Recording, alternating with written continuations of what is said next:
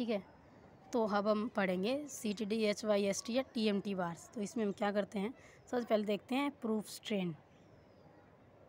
तो proof strain क्या होता है कि the yield stress is that value of stress that can produce a plastic strain of 0.002। ठीक है। तो ये 0.002 है, इसी को हम बोल रहे हैं कि अपना ये प्रूफ स्ट्रेन है। ठीक है। फिर जो इलास्टिक स्ट्रेन रिकवरी हुई है वो ये है F//ES की। ठीक है। ये देखो, ये इधर से अपना पहले स्ट्रेट गया, ठीक है ना, फिर ये हल्का सा ऐसे पैराबोला होके ऐसे चला जाता है। बट जो ये तो है एक्चुअल करो, बट IS कोड बोलता है कि ये ऐसे हल्का सा पैराबोला होके ऐसे स्ट्रेट हो जाता है। ठीक है ना। तो ES जो होती है अपने पास, उसकी वैल्यू में पता है F// इलास्टिक स्ट्रेन रिकवर्ड, जितना भी रिकवर हुआ है वो, तो टोटल स्ट्रेस डेवलप कितना हो जाएगा, this proof stress plus elastic strain recovered, तो 0.002 प्लस इलास्टिक स्ट्रेन, तो टोटल स्ट्रेन हो गया 0.002 प्लस F//ES। ठीक है, ऐसे होता है। अब एक टेबल से समझ लेते हैं कि भाई जो total strain at yield value at yield limit और जो maximum stress in tensile reinforcement at failure time. ठीक है। तो अब देखो इसके अंदर बस डिफरेंस इतना है ना कि इसके अंदर जो हम फैक्टर ऑफ सेफ्टी लेके चलते हैं, ठीक है, क्योंकि इसमें अपन 0.87 टाइम्स करते हैं, बट इसमें ऐसा हम करते हैं नहीं। तो जैसे कि FE 415 का निकालेंगे तो 0.002 415 अपॉन ES की वैल्यू पता ही है, 2 × 10⁵ होती है। सेम चीज़ इसमें वही है, बस 0.875 और आ गया है, तो इसकी वैल्यू ये आई है, इसकी ये आई है। ये इसलिए बता रही हूँ कि इस दोनों में डिफरेंस समझ में आए। ठीक है, कि जो मैक्सिमम स्ट्रेन है स्टील टेंशन रेनफोर्समेंट में फेलियर के टाइम पे, वो इससे कम नहीं होना चाहिए। ठीक है, बट टोटल स्ट्रेन जो है यील्ड लिमिट का, वो अपने पास में इतना है। ठीक, ओके। तो अभी ना हम नॉमिनल कवर, इफेक्टिव कवर के बारे में पढ़ते हैं। ठीक है। तो जो नॉमिनल कवर या इफेक्टिव कवर होते हैं, वैसे तो ये गिवन रहते हैं क्वेश्चन में, बट फिर हम इसको निकालना सीखते कि निकालते कैसे हैं। देखो, जो इफेक्टिव स्ट्रेस होता है ना, तो when steel provide in a single layer, तो उस टाइम पे जो इफेक्टिव कवर होगा वो होता है नॉमिनल कवर, ये गिवन होगा क्वेश्चन में, plus dia of stirrups, stirrups का डाया गिवन होगा। स्टीरप्स क्या है, देखो ये स्टीरप्स हैं ये, तो इसका डाया गिवन होगा इसका, और ये नॉमिनल कवर यहाँ से लेके यहाँ तक, और ये डाया ऑफ द बार ये भी गिवन होगा। ठीक है। तो इफेक्टिव कवर कहाँ तक होता है, ये जो कवर है, सॉरी कवर बोल रही हूँ, ये जो स्टील जो बार्स लगा रखी है इनके सेंटर तक, तो इनके सेंटर तक यहाँ तक ये हो गया DT, मतलब इफेक्टिव कवर। और जो टोटल डेप्थ है, अगर उससे हम इफेक्टिव कवर माइनस कर देते हैं तो अपने पास में इफेक्टिव डेप्थ बच जाती है। ठीक है। तो ऐसे इफेक्टिव डेप्थ मैंने बता दी, D - DT। तो ऐसे ही नॉमिनल कवर, तो जो नॉमिनल कवर की वैल्यू अपन को पता है अलग अलग केस में कि as per type of member, अगर स्लैब है तो 20 mm का उसमें नॉमिनल कवर देते हैं, बीम में 25 mm का, कोलम में 40 mm, फाउंडेशन में 50 mm का देते हैं। और जो एक्सपोजर कंडीशंस होते हैं उनके हिसाब से, जो माइल्ड होता है उसमें 20 mm देते हैं, मॉडरेट में 30 mm देते हैं, सीवियर में 45, वेरी सीवियर में 50 और एक्सट्रीम में 75। ये भी मैं बताऊंगी कि माइल्ड कंडीशन किसे बोलते हैं, मॉडरेट किसे बोलते हैं, और एक्सट्रीम और वेरी एक्सट्रीम, ये सब सारी चीज़ें। ये एक क्वेश्चन है, बहुत ईजी है। देखो इसमें हम कैसे निकालते हैं नॉमिनल कवर। इसमें क्या होगा कि AST ये सारी चीज़ें दे रखी हैं कि इसमें 4 बार हैं 28 mm के। ठीक है, ये स्टीरअप का डाया दे दिया 10 mm, और इधर ऊपर वाले इनका भी दे दिया कि 4 हैं और 20 mm की।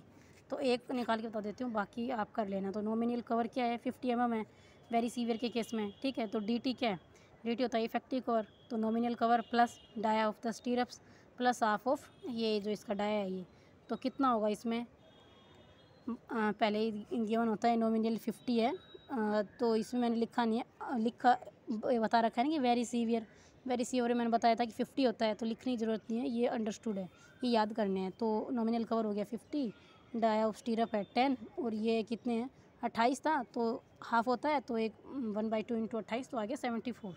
ऐसे ही इफेक्टिव कवर निकालना है ये, और ये D - DT होगी, ये आ जाएगा। ठीक है, ये हो गया। अब मैं कंडीशंस बताती हूँ जो मैं बोल रही थी, मैं बताऊँगी। ये देखो, जैसे कि ना 2 एग्जांपल लेते हैं, एक एग्जांपल ले लो मुंबई का और एक ले लेते हैं दिल्ली का। तो दिल्ली के आसपास कोई ऐसा बीच वगैरह है नहीं, और मुंबई में तो है। तो वहाँ के जो घर हैं, तो वहाँ का डिज़ाइन और अपने यहाँ का डिज़ाइन अलग अलग होता है। क्यों? क्योंकि वहाँ तो समुंदर है ना, तो वहाँ मॉइस्चर कंटेंट बहुत ज़्यादा होता है, बट दिल्ली में तो ऐसा कुछ है नहीं। तो अब देखते हैं रेन, जब रेन आती है ना, तब उसको माइल्ड बोलते हैं, क्योंकि नॉट अफेक्टेड बाई रेन, क्योंकि जो रेन है उतना अफेक्ट नहीं करती है स्ट्रक्चर को। ठीक है। अब इसके अंदर माइल्ड का देखते हैं, माइल्ड मतलब एक्सपोज टू नॉर्मल रेन, तो जैसे कि मान लो कि अगर वो कॉन्टैक्ट में आ जाए, फॉर एग्जांपल देखो ये बीम और कॉलम जो होते हैं, जो भी घर बनाते हैं हम, तो उसमें एक छज्जा टाइप का देते हैं ना, तो वो छज्जा किस लिए देते हैं कि जो पानी है वो एकदम से अपने बीम और कॉलम के पास में ना जाए, ठीक है। तो अगर ऐसा केस है कि नहीं जा रहा तो उसको बोलेंगे माइल्ड, बट अगर वो जा रहा है उस केस को बोलेंगे अपन मॉडरेट।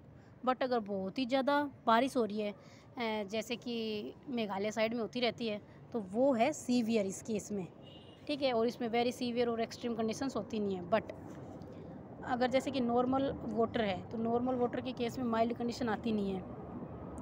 बट मॉडरेट के अंदर क्या होगा, complete inside the normal water. ये भी वैसे ही जैसे मैंने आपको बताया कि जो फाउंडेशन वगैरह अगर उधर पानी चला जाए तो।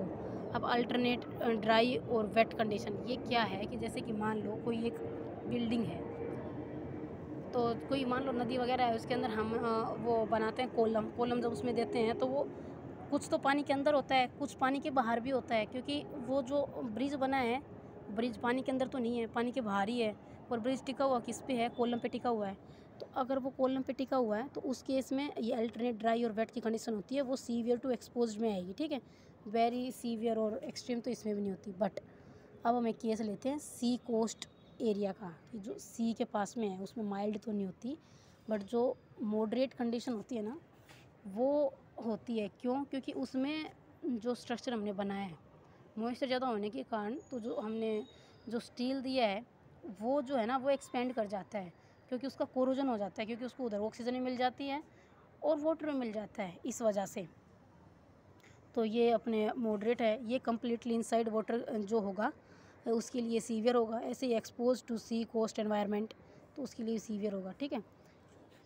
सी वाटर स्प्रे वेरी एक्सट्रीम में आएगा, ठीक है। और ऐसे ही जो फाउंडेशन वगैरह जो पानी के अंदर हम देते हैं वो मैंने बता ही दिया। अब एक्सट्रीम कब होगा, एक्सट्रीम तभी होगा वो टाइडल जोन के अंदर जो स्ट्रक्चर होगा उसी के केस में अपन को ऐसा मिलता है, ठीक है। तो ये सारे थे मैं बताया, mild, moderate, severe, very severe और एक्सट्रीम, ठीक है। अब हम थोड़ा पढ़ लेते हैं clear gap between the steel. ये एक बिल्डिंग है, उसमें स्टील दिया, ये उसका वर्टिकल गैप, ये उसका हॉरिजॉन्टल गैप। तो अब जो वर्टिकल गैप के बारे में पढ़ लेते हैं। 3 क्राइटेरिया लिखे हैं कोड ने। पहला 15 mm, सेकंड है 2/3 maximum size of aggregate, third है मैक्सिमम डाई ऑफ बार। इन तीनों में से जो मैक्सिमम होगा वही हम वर्टिकल गैप मान लेंगे, ठीक है। हॉरिजॉन्टल गैप के लिए बोला है कि maximum dia of bar upon पहला है maximum dia of bar and second है 5 mm plus maximum size of the aggregate. इन दोनों में से जो मैक्सिमम होगा वो हम हॉरिजॉन्टल गैप मान लेंगे। अभी हम देखते हैं सिंपल स्पोर्टेड बीम और स्लैब। तो सिंपल स्पोर्टेड के अंदर जो एल इफेक्टिव होती है वो हम कैसे निकालते हैं, ठीक है। क्योंकि अब उसमें देखते हैं तो एल इफेक्टिव होता है एल क्लियर प्लस डी। ये डी दे रखा होता है अपन को क्वेश्चन में ही। ये डेप्थ है, वो जो कॉलम जो खड़े हैं ना वो, और ये विड्थ है एल क्लियर प्लस डब्ल्यू। तो इनमें से जो मिनिमम होता है वो ये हम एल इफेक्टिव लेते हैं, ठीक है ना। ऐसे ही जो कैंटिलीवर होती है, कैंटिलीवर के केस में जो एल इफेक्टिव निकालते हैं वो एल क्लियर प्लस D/2। ये हम क्यों पढ़ रहे हैं एल इफेक्टिव, क्योंकि जब हम बेंडिंग मूवमेंट निकालते हैं ना तो हम WL²/2 जो करते हैं तो उसमें वो एल इफेक्टिव ही लेके चलते हैं अपन, ठीक है। तो ठीक, ये इसमें हो गया। अब जो फ्रेम्ड स्ट्रक्चर होंगे उनके अंदर जो इफेक्टिव स्पैन होती है बीम की, वो होती है centre to centre distance between the columns, ठीक। अब जैसे अपन को कोई भी कंटिन्यूस बीम दे दें, तो ये कंटिन्यूस बीम है, ये सिंपली सपोर्टेड, ये कंटिन्यूस, ये फिक्स है, ठीक है। इस हिसाब से ये जो मैंने बना रखा है ना, ये इसका है बेंडिंग मोमेंट का डायग्राम। मतलब ये है बेंट शेप, ये इसका बेंडिंग मोमेंट। तो अब जहाँ जहाँ पे ये बेंट शेप, ये इधर ऐसे और ये ऐसे आएगा, तो ये पॉइंट जो है ये पॉइंट ऑफ कॉन्ट्रा फ्लेक्सर बनेंगे इसमें, ये इधर बन गए हैं, ठीक है। अब इसको हम इस केस में हम जो एल इफेक्टिव है वो कैसे निकालेंगे वो मैं बता रही हूँ। तो पहला केस देखते हैं। केस क्या है कि जो विड्थ है वो लेस देन है एल क्लियर बाई 12 से। तो उसमें हम जो एल इफेक्टिव लेते हैं वो एल क्लियर प्लस डी, और ये जो एल क्लियर प्लस डब्ल्यू में से जो मिनिमम होगा वो लेंगे, ठीक है। अगर वो कहीं बीच में पूछा है तो उसमें एल क्लियर प्लस डी, और उसमें भी एल क्लियर प्लस डब्ल्यू, तो जो मिनिमम होगा वो ऐसे ही सेम थर्ड में करते हैं, कोई डिफरेंस नहीं है। ऐसे ही जब केस 2 आता है, जब जो अपने पास विड्थ है वो ग्रेटर देन होती है एल क्लियर बाई 12 से या फिर 600 mm से। इन दोनों में से जो भी मिनिमम होगा वो लेंगे। तो उसके लिए क्या करते हैं हम, उसमें एल इफेक्टिव करते हैं एल क्लियर प्लस D/2, और इसमें W/2 हो जाता है। तो जो मिनिमम होगा वो लेते हैं। बट बीच के लिए क्या लेंगे, बीच वाले के लिए एल इफेक्टिव जो होगा वो एल क्लियर होगा, ठीक है। और इसमें जो एल इफेक्टिव क्या होगा, ये भी एल क्लियर 3 वाला ही होता है। अब ये इसमें क्वेश्चन आता है, वो क्वेश्चन क्या है कि ये वाला जो डायग्राम है ना वो पहले से हमें मिलता है, ठीक है।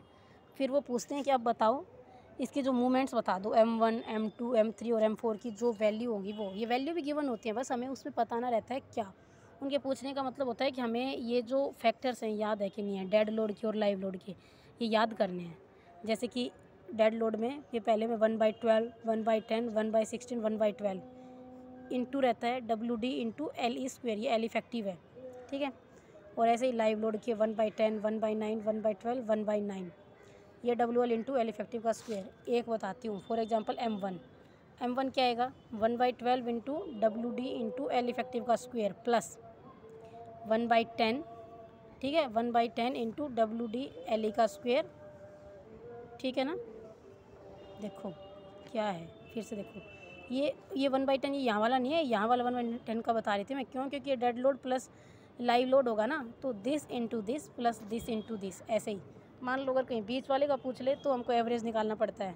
मान ले कि M2 के लिए कोई पूछ ले तो उसके लिए हम क्या करेंगे, WD का एवरेज लिखेंगे, WD1 प्लस WD2/2। ऐसे ही एवरेज इसमें लिखेंगे WL1 प्लस WL2/2, ठीक है। ऐसे एल इफेक्टिव का एवरेज लेंगे, ठीक है। तो इस केस में इसको ऐसे हम सोल्व करते हैं। तो अब ऐसे ही सेम हम शियर फोर्स का देखते हैं, ठीक है। शियर फोर्स के अंदर हम क्लियर स्पैन यूज़ करते हैं, और जो ये मूवमेंट है इसके अंदर हम इफ़ेक्टिव स्पैन यूज़ करते हैं, ठीक है। तो अब इसके भी सेम ही है, इसमें ये इसकी वैल्यू है 0.4 0.6 0.55 और 0.5 WD इंटू एल क्लियर। तो ये सारे वैल्यू लिख रखे हैं, ये याद करना है, ठीक है। वैसे ही जैसे मैंने पिछला बताया है। अब बचता है मॉडुलर रेशियो। मॉडुलर रेशियो देखते हैं M, वो क्या होता है, मॉडुलस ऑफ